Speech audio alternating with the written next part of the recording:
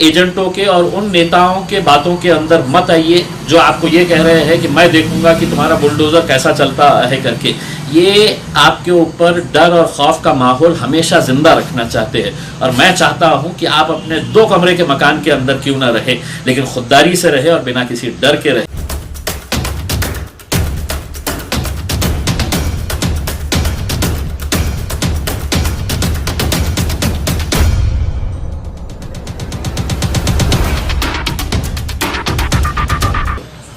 अहम मुद्दे के ऊपर बात करने के लिए आप लोगों के बीच आया हूँ। गरीब लोग जो ऐसी बस्तियों में रहते हैं जो गैर क़ानूनी है, या ऐसे लोग जिन्होंने छोटे छोटे प्लॉट्स के ऊपर अपने घर बनाए हैं बग़ैर कोई इजाज़त के, तो वो इल्लीगल कहलाता है, उसमें गैर क़ानूनी कहलाता है। हमने जब से चुनकर आए, हमने सरकार से ये कहा कि ऐसी कई सारी बस्तियां हैं जो 20 साल 30 साल 40 साल पुरानी है, वहाँ पे पूरी आबादी हो गई है, लेकिन वहाँ पर ना तो पानी दिया जाता है, ना वहाँ पर सड़कें बनाई जाती है, ना वहाँ पर कचरे की गाड़ियाँ आती है। तो ये सब बस्तियों के अंदर जो प्रॉब्लम्स होते हैं, ड्रेनेज नहीं होता है वहाँ पर, और महानगर पालिका करती भी नहीं है क्योंकि वो कहती है कि ये इलीगल है, गैर क़ानूनी बस्तियां हैं करके। तो हमने सरकार से ये कहा था कि ऐसी तमाम बस्तियों को रेगुलराइज किया जाए करके, जैसे हम गुंठेवारी कहते हैं। गुंठेवारी में होता ये है कि आपने घर कहीं पर बनाया हुआ है, उसके जो कागजात आपके पास है वो लेके आइए, वो फाइल बनाइएगा, और फाइल बना के वो महानगर पालिका के पास जाती है। महानगर पालिका उसके ऊपर एक नॉमिनल सा एक चार्ज लगाती है, और वो चार्ज लगाने के बाद आपकी प्रॉपर्टी जो है वो लीगल कर दी जाती है। कुछ दिन पहले महानगर पालिका के आयुक्त अस्तिक कुमार पांडे साहब मीडिया से जब बात कर रहे थे तो उन्होंने ये कहा कि हमने 31 अक्टूबर तक की डेडलाइन दी है कि 31 अक्टूबर तक ये गुंठेवारी लोगों ने करवा लेना चाहिए, वरना उसके बाद हम बुलडोज़र चलाएंगे। मैंने उस वक्त ये कहा था कि ये एक बहुत अच्छा सुनहरा मौका है कि लोगों ने गुंठेवारी करवा लेना चाहिए, क्योंकि इन गरीब लोगों को ये जगह कौन देता है? तो ये जगह कहीं महानगर पालिका का रिजर्व लैंड है कि जहाँ पर गार्डन बनना है, लेकिन उसको प्लॉटिंग कर दी गई है। वहाँ कोई रिजर्व एरिया है, वहाँ पे प्लॉटिंग कर दी गई है। वक्फ बोर्ड की ज़मीन है, वो बेच दी गई है, वहाँ पर पूरा हो गया है। ये बग़ैर कोई इजाज़त लिए हुए, कंस्ट्रक्शन का कोई काम लिए हुए, ये सब काम शुरू हो जाता है, घर बन जाते हैं, बस्तियाँ बन जाती है। लेकिन होता ये है कि एक लटकती हुई तलवार इन घरों के ऊपर रहती है। मैं आपको एक उदाहरण देना चाहता हूँ। पुणे के करीब पिंपरी चिंचवड़ के अंदर आज से कुछ साल पहले एक बहुत ही सख्त म्युनिसिपल कमिश्नर आया, और उसने है तो बड़ी बड़ी इमारतें जो बगैर परमिशन के बनाई गई थी, ऐसी बस्तियां जो थी जो इलीगल कहलाती थी, उसको है तो बुलडोज़र लगा के है तो पूरी तरह से तोड़ दिया। यानी कि उन गरीबों के ऊपर हमेशा ये डर और खौफ बना रहता है, एक लटकती हुई तलवार रहती है कि हमारा घर कब टूट जाएगा, कौन अधिकारी आएगा। और आपके ही अपने इलाके के अंदर कोई इस तरह का एक आदमी होता है जिसका काम यही होता है कि आपको डर बनाए रखना, और वो डर के ज़रिए है तो अपना धंधा दुकानें चलाए रखना। उसको ये रहता है कि देख तेरी बस्ती जो है, ये तेरा घर जो तूने बनाया है, ये इलीगल है, ये कभी भी महानगर पालिका तोड़ सकता है। इसलिए वो बेचारे गरीब जो है वो कहीं ना कहीं डरे हुए रहते हैं, सहमे हुए होते हैं। हमने जब सरकार से ये कहा कि गुंठेवारी लागू कर दी जाए इन इलाकों के अंदर, तो सरकार ने उसको माना, और ये गुंठेवारी औरंगाबाद महानगर पालिका के अंदर भी लागू की गई है। अब सवाल ये पैदा होता है कि बहुत सारे लोग कहेंगे कि हम तो इतने साल से रह रहे हैं, हमारा क्या होने वाला है, हम क्यों कराए गुंठेवारी करके। ये सवाल बहुत सारे लोग करते हैं और आगे भी करते रहेंगे। इनको बहकाने भड़काने वाले वो लोग हैं जो आपके अंदर डर पैदा करके आपके ऊपर एक हमेशा एक लटकती हुई तलवार रखना चाहते हैं। प्लॉट क्या होता है, 20 बाई 30 का प्लॉट होता है, उसके ऊपर वो बेचारा घर बना लेता है, कोई तो भी उसको लाकर बेच देता है। वहाँ पर कोई सुविधाएं नहीं रहती है, वहाँ पर ड्रेनेज का मसला रहता है, पानी वहाँ पर नहीं आता है, रोड नहीं बनाए जाते हैं, क्योंकि महानगर पालिका खुला कहती है कि ये सब गैर कानूनी है, इलीगल है, हम कभी भी इसे तोड़ देंगे करके। अब अगर ये मौका आया है कि हमको इसको रेगुलराइज करना है, तो रेगुलराइज कैसे किया जा सकता है? एक बहुत आसान तरीका है, उस गुंठेवारी के ज़रिए यहाँ पर यह किया जाएगा कि आपको महानगर पालिका ने 52 ऐसे एजेंसीज अपॉइंट किए हैं। वो एजेंसीज के पास आपको जाना है और आपको वहां पर क्या ले जाना है, तो आपका आधार कार्ड ले जाना है। अगर आपका वहां पे लाइट बिल आता है तो लाइट बिल लेके जाने का है। जमीन आपने किससे खरीदे है, अगर उसका कोई डॉक्यूमेंट है, चाहे वो बॉन्ड पेपर पे क्यों ना हो, वो अगर कोई डॉक्यूमेंट है तो वो, अगर उसके ऊपर टैक्स बैठ गया है तो इसका मतलब टैक्स बैठ गया है, इसका मतलब ये नहीं है कि वो कानूनी हो गई है करके। उसके बावजूद भी आपको है तो गुंठेवारी करवाना रहता है और 100-100 रुपये के 2 बॉन्ड पेपर लगते हैं। तो ये सब चीज़ें आप ले जाके वो 52 जितने भी एजेंसीज है उनमें से किसी के पास भी दे देना। आपको है तो कोई पैसा वहाँ से लिया नहीं जाएगा। वो फाइल बनाने की जिम्मेदारी ये 52 एजेंसीज को दी गई है। वो आपके तरफ से वो फाइल बनाएंगे, महानगर पालिका को देंगे और महानगर पालिका के फिर अधिकारी वहाँ पर आके सर्वे करेंगे, देखेंगे प्लॉट साइज कितना है। अगर घर पे अगर आप रह रहे हैं 20 बाई 30 का छोटा सा 1-2 कमरों का है तो एक घर है, तो उसको कितना पैसा देके रेगुलराइज करना पड़ेगा ये तय किया जाएगा। अगर कोई उसके ऊपर कॉमर्शियल कोई दुकानें चला रहा है, कोई बड़ा कॉम्प्लेक्स खड़े कर दिया है, तो उसके लिए अलग रेट रहेगा। अब लोगों के मन में एक सवाल है कि साहब हम पैसा कहाँ से लेके आए। अगर समझ लीजिएगा छोटी सी प्रॉपर्टी है और उसको रेगुलराइज करने के लिए 25,000 रुपये लग रहे हैं, तो मैं भी समझ सकता हूँ कि आज के इस दौर के अंदर 25,000 रुपये भी किसी गरीब के पास से निकालना बहुत मुश्किल बात है। हमारा ये कहना है कि कम से कम आप आइए, अपनी फ़ाइल तैयार करिए। अपनी फ़ाइल तैयार करके आपकी सहूलत के हिसाब से आपको कैसे पैसे भरना है। अगर समझ लीजिएगा आपको 25,000 रुपये देकर अगर आपकी प्रॉपर्टी लीगलाइज हो जाती है, उसका फ़ायदा क्या होगा? इम्तियाज़ जलील को होगा तो नहीं होगा, इम्तियाज़ जलील अपने खुद के घर में रहता है, लेकिन उन गरीबों को ये फ़ायदा होगा जिनके ऊपर हमेशा से ये तलवार लटकती रहती है कि हमारा घर कब टूटेगा, कौन अधिकारी आएगा और कौन हमारा घर तोड़कर चला जाएगा, हमारे घर के सामने ड्रेनेज बहता है उसके लिए कौन ये करेगा। अब ये जब गुंठेवारी आएगी, अगर किसी इलाके के अंदर है तो अगर कोई गुंठेवारी के अंदर 50 लाख रुपये जमा होते हैं, 1 करोड़ रुपया जमा होता है, वो पूरा का पूरा पैसा जो है वो उसी इलाके के अंदर इस्तेमाल किया जाएगा। आपको ड्रेनेज के लिए बोलिएगा, रोड के लिए बोलिएगा करके। अब एक सवाल ये है, कमिश्नर साहब ने ये कहा है कि हम बुलडोज़र चला देंगे। हम कमिश्नर साहब से ये कहेंगे कि अचानक इतने सालों के बाद लोगों को आप कहेंगे कि 1 महीने के अंदर, 2 महीने के अंदर रेगुलराइज कर दे, तो थोड़ा सा समय लगेगा, क्योंकि हमारे आंकड़ों के हिसाब से औरंगाबाद में कम से कम 30 से 40% ऐसे इलाके हैं जो गुंठेवारी के हकदार है, बनना चाहिए, जो इलीगल उसके ऊपर है। तो थोड़ा सा वक्त बढ़ाकर दें। वो थोड़ा सा वक्त बढ़ाकर देने के लिए हमने कमिश्नर साहब से और सरकार से अनुरोध किया है।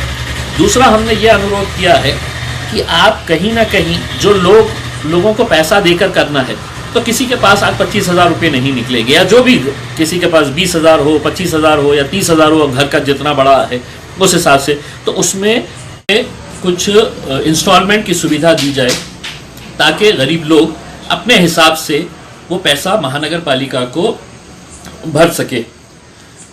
कई लोग ये कहते हैं कि हम देखेंगे कि किस तरह से बुलडोज़र चलाए जाते हैं करके।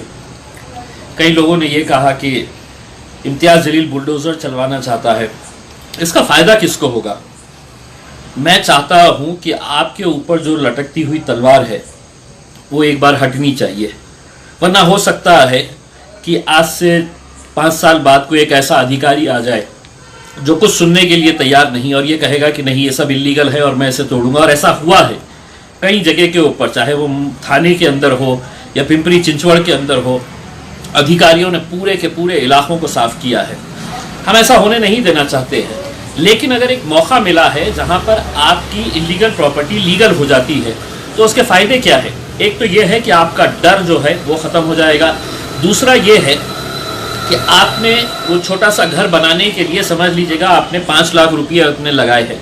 अगर किसी वजह से आपको घर बेचना पड़ रहा है तो ख़रीदने वाला इस हिसाब से ख़रीदेगा कि नहीं तेरा तो घर इलीगल है तो मैं उस हिसाब से ही पैसे दूंगा। जैसे ही आपका घर लीगल हो जाएगा उसकी कीमत खुद ब खुद है तो 3 गुना 4 गुना ज़्यादा बढ़ जाती है कि आप लीगल तरीके से है करके। ये गुंठेवारी बार बार नहीं आती है। ये गवर्नमेंट ने एक मौका हमको सहूलत दी है कि जितनी भी ऐसी बस्तियां हैं उसको रेगुलराइज करा ले करके। अब सवाल ये पैदा होता है कि गवर्नमेंट ने ये कहा है कि जो रिजर्वेशन की जगह के ऊपर जो बस्तियां बसी हुई है उसके बारे में कुछ नहीं कहा गया है। जो ग्रीन जोन के अंदर जो बस्तियां बनी हुई है उसके बारे में कुछ नहीं कहा गया है। तो आज मैंने म्युनिसिपल कमिश्नर अस्तिक कुमार पांडे साहब से और जो टाउन प्लानिंग डिपार्टमेंट के खरवड़कर साहब हैं उनके साथ तो डिटेल के अंदर चर्चा की है और मैंने उनसे ये कहा है कि कई ऐसी बस्तियां हैं जिसके ऊपर रिजर्वेशन है लेकिन 30 साल वहां पे लोग रह रहे हैं, 30 साल पहले से घर बन चुके हैं। जो रिजर्वेशन का प्लॉट था उसके ऊपर 20, 25, 30 साल पहले से ही मतलब लोग वहां पे पूरी बस्ती बन गई है। आप कितने जनों को बेघर करेंगे, कितने जनों के ऊपर बुलडोजर चलाएंगे।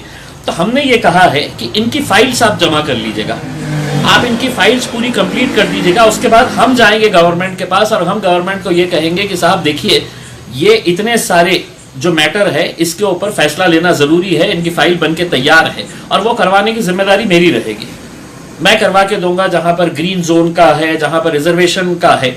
लेकिन अगर कोई आपको आकर ये कहेगा कि मैं देखता हूं कि कैसा होती है, कोई कौन बुलडोजर कैसा चलाता है करके, ये आपके दुश्मन है, ये आपका भला नहीं चाहते हैं।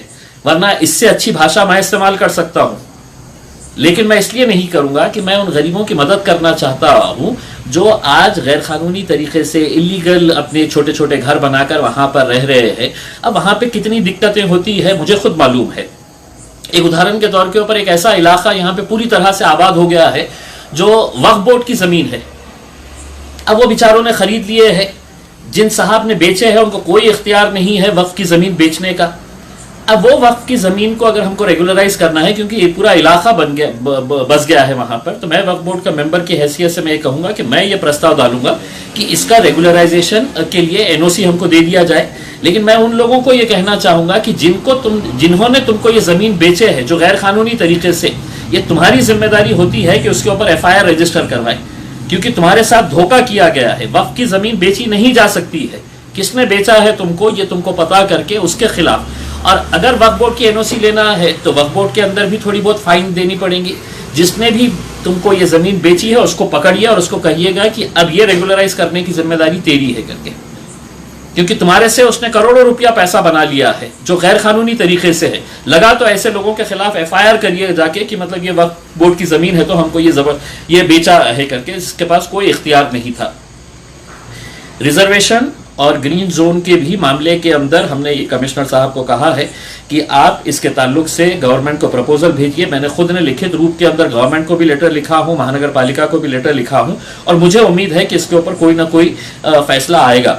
लेकिन मैं तमाम उन बस्तियों में रहने वाले लोगों को एक बार फिर आप लोगों को ये कहना चाहता हूँ, मैं आपकी भलाई चाहता हूँ और अगर थोड़ी बहुत अगर आपने तकलीफ करके अपने पास जो भी डॉक्यूमेंट्स अवेलेबल है, ये 52 जितने भी एजेंसीज है उनके पास जाइए, या नहीं तो हम परसों से यानी कि हम बुधवार से हमारे पास खुद एक कैंप लगाने वाले हैं जहां पर ये एजेंसीज को हम बुलाएंगे, बिठाएंगे, वहां पर आइए, महानगर पालिका के हम अधिकारियों को वहां पर बिठाएंगे और आपकी अगर कुछ सवाल है, कुछ दिक्कतें हैं तो वो वहां पर कर सकते हैं।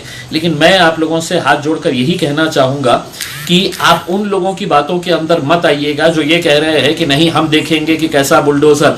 ये जो यूट्यूब वाले 2-3 चैनल्स वाले हैं जो 500-500 रुपये लेकर है तो सिर्फ घूमते रहते हैं और ये कहते हैं कि साहब इम्तियाज़ जलील गिराने वाला है। इम्तियाज़ जलील आपका हमदर्द है। इम्तियाज़ जलील चाहता है कि आपका ज़िंदगी भर का जो एक खौफ है कि मेरा घर कब आके कौन तोड़ेगा करके, उसको अगर थोड़ी सी तकलीफ लेके अगर हम उसको रेगुलराइज करवा लेते हैं तो यकीनन आपके इलाके के अंदर अच्छा काम भी होगा, इंफ्रास्ट्रक्चर डेवलप भी होगा और आप मस्त रह सकते हैं कि मेरे को अच्छा। अब ये भी इसके अंदर ये है कि आपने घर कैसा बनाया है, महानगर पालिका के स्पेसिफिकेशन की साइड में जगह छोड़ा है क्या नहीं, आगे इतनी जगह छोड़ा है क्या नहीं, ये कुछ नहीं देखा जाएगा। आपके घर को सिर्फ रेगुलराइज करने के लिए जो डॉक्यूमेंट्स मैंने बताया है वो डॉक्यूमेंट्स लेकर जाइए। कई 52 जो एजेंसीज हैं उनको पकड़िए। अगर वो नहीं हो सकता है तो हम परसों के दिन आपको बताएंगे सोशल मीडिया के जरिए कि हमारा कैंप कहाँ होने जा रहा है, वो एजेंसीज को हम भी बिठाएंगे। लेकिन इसका फ़ायदा उठा के लीजिए, बस मैं यही कहने के लिए आप लोगों के बीच में आया हूँ, क्योंकि बहुत सारे गरीब लोग परेशान हैं और बहुत सारे गरीब लोगों को परेशान करने के लिए वहाँ के जो एजेंट होते हैं वो ये कहेंगे कि आपको कि साहब इसको अपने को करवाने के लिए 10,000 रुपये लगेंगे, 15,000 रुपये लगेंगे, 20,000 रुपये लगेंगे करके, ये बीच में एजेंट जो दलाली करने का काम कर रहे हैं। एजेंसीज को आपको पैसा देना नहीं है, सिर्फ आपको जो रजिस्ट्री के पैसे देने का है, उतना पैसा जो 100 रुपये का बॉन्ड लगता है वो देने का है। और उसके बाद महानगर पालिका की टीम आएंगी, वहां पे आपका इंस्पेक्शन करेंगी, आपका कितना प्लॉट है वो हिसाब से है तो आपका कैलकुलेशन करके दे देंगे। अब ऐसे मौके पे मुझे ये भी मालूम है कि एक साथ हम कोई भी पैसा दे नहीं सकते हैं। उसके बाद आप महानगर पालिका को एक पत्र लिखना कि मैं है तो ये 5 इंस्टॉलमेंट के अंदर देना चाहता हूँ, 3 इंस्टॉलमेंट के अंदर देना चाहता हूँ, लेकिन मेरा रेगुलराइज कर दे। इसके लिए भी मैं महानगर पालिका आयुक्त को यह विनंती करूंगा कि ऐसे लोग जो करवाना चाहते हैं, जो गरीब है, उनके लिए यह सहूलत दी जाए कि एक साथ पैसा अगर वो नहीं भर सकते हैं तो उन्हें इंस्टॉलमेंट के तौर के ऊपर उनको किस्तों के जरिए है तो ये पैसा वसूल किया जाए। इसका फायदा महानगर पालिका को भी होगा और साथ ही साथ वो लोगों का जो इलीगल तरीके से आप जो कहते हैं कि इलीगल बस्तियां हैं, उनको भी कहीं ना कहीं राहत मिल जाएगी। तो मैं उम्मीद करता हूँ उन एजेंटों के और उन नेताओं के बातों के अंदर मत आइए जो आपको ये कह रहे हैं कि मैं देखूंगा कि तुम्हारा बुलडोजर कैसा चलता है करके। ये आपके ऊपर डर और खौफ का माहौल हमेशा जिंदा रखना चाहते हैं। और मैं चाहता हूं कि आप अपने 2 कमरे के मकान के अंदर क्यों ना रहे, लेकिन खुददारी से रहे और बिना किसी डर के रहे कि नहीं अब ये मेरा घर है और मेरे घर को कोई हाथ नहीं लगा सकता है। बहुत बहुत शुक्रिया।